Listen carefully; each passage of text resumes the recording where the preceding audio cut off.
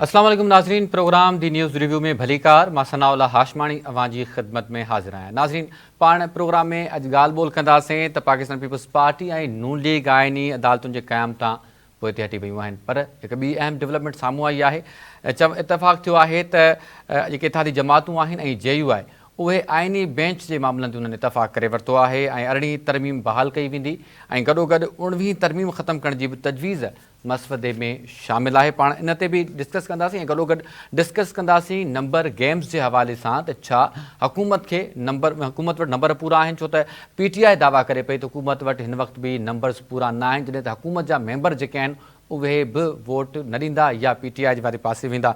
इन ते पाण ॻाल्हि ॿोल कंदासीं। गॾोगॾु अॼु पीपल्स पार्टी जे अॻवान शीर रहमान साहिबा जो चवणु आहे त PTI खां सवाइ समूरनि जमातुनि मसवदा जमा कराए छॾिया आहिनि। उन मसवदनि में हुननि पंहिंजूं जेके तजवीज़ूं आहिनि उहे हुकूमत जे हवाले कयूं आहिनि। सेनेटर इरफान सिद्दीकी जिन जो ताल्लुक़ नून लीग सां आहे, उन्हनि जो चवणु आहे त आइनी तरमीमुनि ते तक़रीबन सभिनी जो इतफ़ाक़ थी वियो आहे। हिन वक़्तु जेकी सूरत हाल ॼण लॻे पई त मामला तइ थी विया आहिनि, हाणे इहे मामला फाइनल जेके आहिनि उहे राउंड ॾांहुं वधनि पिया ऐं कुझु ई ॾींहंनि में इहे मामला सेटल डाउन थी वेंदा, हिकु तरफ़ थी वेंदा। पाण इन ते ॻाल्हि ॿोल कंदासीं।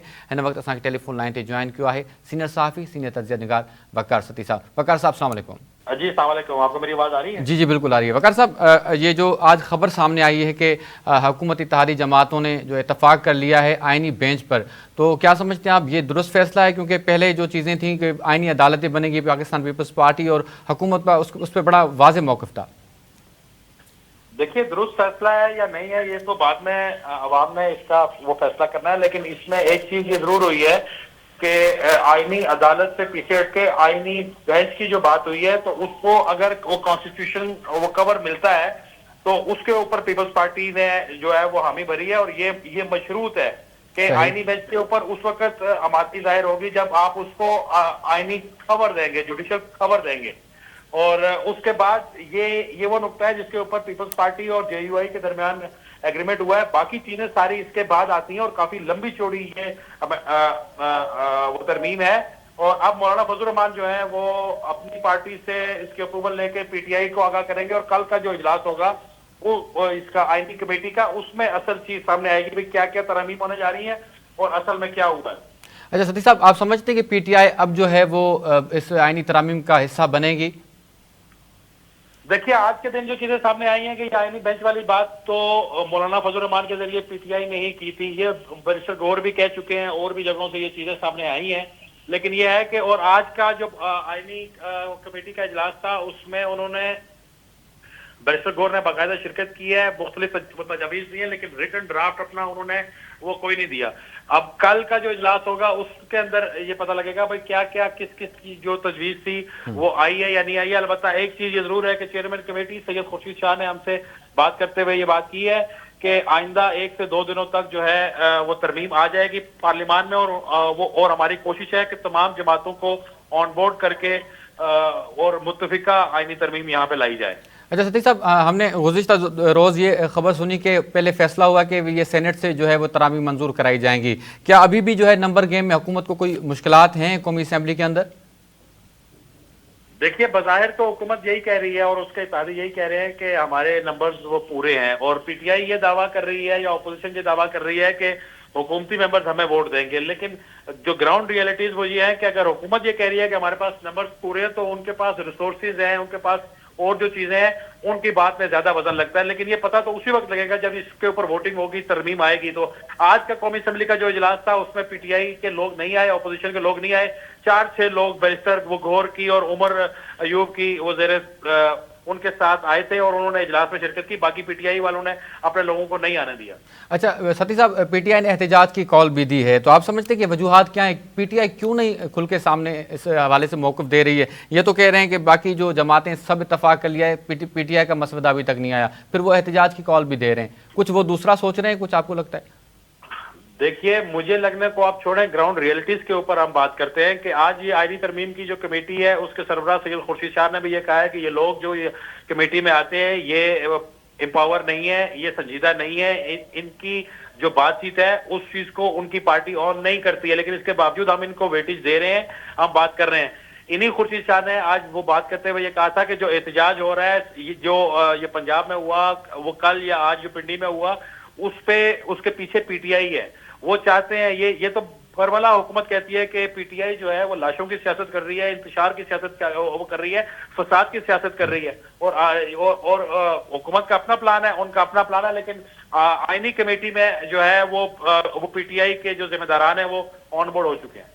اچھا سر, یہاں پہ بس ایک رائے آپ سے یہ بھی لینا چاہوں گا کیونکہ 18ویں ترمیم کی مکمل طور پر بحالی کی باتیں بھی سامنے آئی ہیں کہ مسودے میں یہ تجویز بھی شامل ہوگی کہ جو 18ویں ترمیم اس کو مکمل طور پر بحال کیا جائے, تو پھر صوبائی جو خود مختاری ہے اس میں اضافہ ہوگا, کچھ بہتری آئے گی؟ ایگزیکٹلی اس کی اگر روح کو دیکھیں آپ 18ویں ترمیم کو, تو اس کا تو مقصد یہ تھا کہ جو صوبے ہوں وہ خود مختار ہوں, بلکہ جتنی 3-4 وزارتیں مرکز میں جو ہے وہ چھوڑ کے باقی سب کچھ صوبوں کو دے دیا تھا, اور صوبوں کو ہی آپ کو ریونیو جنریشن کا وہ حق وہ مل گیا تھا, اور آپ کی بنیادی ہیلتھ جو ہے ایجوکیشن ہو گئی, اور اس طریقے کے ساری جو چیزیں ہیں وہ تو صوبوں کو وہ چلی گئی تھی. اور اگر 18ویں ترمیم کی روح کے مطابق اس کے اوپر عمل درآمد ہوتا تو آج وہ آپ کا صوبہ جو ہے اس سمیت تمام صوبے جو ہے وہ ترقی کرتے وہ آگے ہوتے. ٹھیک ہے وقار ستی صاحب, بہت شکریہ آپ نے پروگرام کے وقت دیا. ناظرین, سینئر صحافی وقار ستی جی اواں ॻाल्हि ॿोल ॿुधी, उन्हनि हिन मौजूदा जेकी सूरत हाल आहे उन्हनि ते पंहिंजो तजियो पेश कयो. सीनियर सहाफ़ी सीनियर तजिया निगार इमदाद सुमरो साहब बि असां टेलीफोन लाइन ते मौजूदु आहिनि, उन्हनि खां बि हिन सूरत हाल ते राय वठंदासीं. इमदाद साहब, सभ खां पहिरियां वॾी महिरबानी अवां वक़्तु ॾिनो. इमदाद साहब, हिन वक़्तु पीपल्स पार्टी ऐं नून लीग जेको आइनी अदालतुनि वारो मौक़िफ़ हुयो उन्हनि जो उन तां पोइ ते हटी वियूं आहिनि, जेके हिन वक़्तु ताईं ख़बरूं अचनि पियूं. हाणे आइनी बेंच जी ॻाल्हि थिए पई, त पोइ हाणे हिन मां इहो तासुरु कढिजे त मौलाना नून लीग ऐं पीपल्स पार्टी खे राज़ी करे वियो आहे. बिल्कुलु ज़ारा, आइनी तर्मीमूं जॾहिं बि थियूं आहिनि उन में एतिरो ज़रूरु थियो आहे त ॾे वठि थींदी आहे, गिव एंड टेक थींदो आहे. का ॿ क़दम पोइ ते हटंदी आहे ऐं पोइ कुझु पंहिंजूं डिमांड्स मंझराईंदी आहे, कुझु पंहिंजूं तजवीज़ूं ऐं कुझु ॿियनि खां मंझरायूं वेंदियूं आहिनि. हाणे हिन में थियो इहो आहे त पीपल्स पार्टी जेका आहे उनजी बुनियादी तौर ते आइनी अदालत डिमांड हुई, ऐं उहा खे यादि हूंदो मौलाना फज़लुर रहमान साहब बि 9 सेप्टेम्बर ते जेको क़ौमी असेंबली खे ख़िताब कयो या 10 सेप्टेम्बर ते, उन में हुन पाण बि आइनी अदालत जी डिमांड रखी हुई. पर पोइ जॾहिं तहरीक इंसाफ़ इहा शर्त रखी त हू आइनी अदालत न आइनी बेंच ते ॻाल्हि करे सघनि था, त इतफ़ाक़ राय वारे पासे वञण लाइ इहो थियो आहे त पीपल्स पार्टी आइनी बेंच ते राज़ी थी, मुस्लिम लीग नून बि राज़ी थी. पर ॿिए पासे जेका ॿियूं जेके तरमीमूं आहिनि जंहिंमें जजिस जी अपॉइंटमेंट जो तरीक़ेकार आहे जेको अरिड़हीं तरमीम वारो हो, उनजी बहाली हिकिड़ी वॾी डेवलपमेंट आहे, उहा तजवीज़ इतफ़ाक़ राय में शामिल आहे. जजिस चीफ जस्टिस जो जेकी अपॉइंटमेंट आहे उन हवाले सां बि इहा ख़बर अचे पई त उहा बि जेका आहे 3 सीनियर जजनि मां जी कई वेंदी, उन में बि तरमीम थिए पई. इवन जजिस जी जेका इम्पीचमेंट आहे या उन्हनि जे ख़िलाफ़ जेको रेफरेंस वग़ैरह जेको तरीक़ेकार आहे उहो बि तब्दील थींदो, पार्लियामेंट में की उन में बि अख़्तियार मिलंदो. सो पीपल्स पार्टी ज़रूरु पंहिंजी हिकिड़ी शइ लूज़ कई आहे या अधु हासिल कई आहे जुज़वी तौर ते, पर उन खां सवाइ जेके पीपल्स पार्टी या मिसाक जमहूरियत में जेके शयूं हुयूं उन्हनि ते जेकॾहिं अमल दरामद थी थो वञे, उहे तजवीज़ूं जेकॾहिं आइनी शिकल अख़्तियार करे वञनि थियूं त इहा बज़ाते ख़ुदि वॾी डेवलपमेंट हूंदी. 100% न सही, पर इहा असां चई सघूं था त 80% हिकिड़ी वॾी कामयाबी हूंदी जमहूरी कुवतुनि जी, छाकाणि त पाकिस्तान जी जुडिशरी बेलगाम आहे. उहा कॾहिं बि जेको आहे कंहिंजे न आई आहे. असां वटि तव्हां ॾिठो हूंदो त जर्नलनि जो एहतिसाब बि थींदो रहियो आहे मुख़्तलिफ़ वक़्तनि में.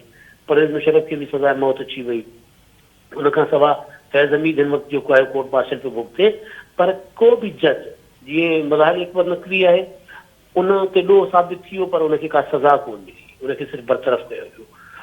एजाज़ुल अहसन आहे, उनजे ख़िलाफ़ सबूत थी आहे, उहो रिज़ाइन ॾेई हलियो वियो घर.